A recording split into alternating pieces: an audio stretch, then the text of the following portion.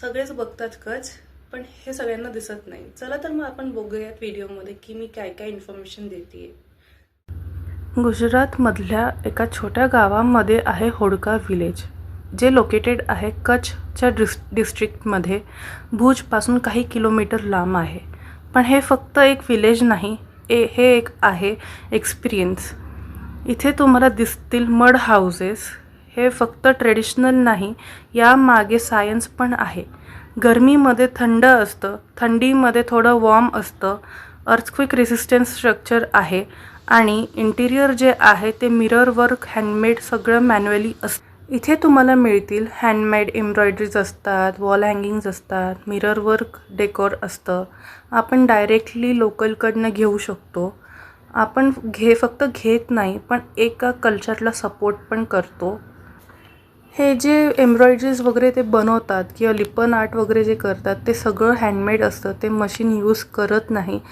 ते इतकं परफेक्ट असतं की आपल्याला असं वाटतं की बाबा यांनी मशीन यूज केली आहे की काय, पण नाही, ते त्यांनी मशीनने नाही, ते त्यांच्या हाताने केलेलं असतं. प्रत्येक डिझाईन वेगळ्या वेगळ्या असतात आणि प्रत्येक डिझाईन मागे एक स्टोरी असते आणि एका स्टोरी मागे त्यांची हिस्ट्री असते. बाजऱ्याची रोटी आहे, नंतर लोकल भाजी आहे, त्यांची कढी आहे, खिचडी आहे. हे लक्झरी नाही आहे, पण रिअल आहे. कल्चरल नाईट्स असतात कच्छमध्ये, जसं की फोक डान्स आहे, गरबा आहे, नंतर त्यांचं म्युझिक आहे, ट्रेडिशनल परफॉर्मन्सेस असतात ओपन डेझर्टला. सेफ्टी टिप्समध्ये थोडीशी कॅश सोबत ठेवा. मे बी नेटवर्क वीक असू शकतं तिकडे जे लोकल कल्चर आहेत त्यांचं रिस्पेक्ट करायचं आहे आपल्याला आणि फोटोग्राफीसाठी त्यांची परमिशन घ्यायची आहे. आपण प्लेननी ट्रॅव्हल करू शकतो. नियरेस्ट एअरपोर्ट जे आहे ते आहे भुज एअरपोर्ट. एअरपोर्टपासून आपण होडकाला टॅक्सीने ट्रॅव्हल करू शकतो.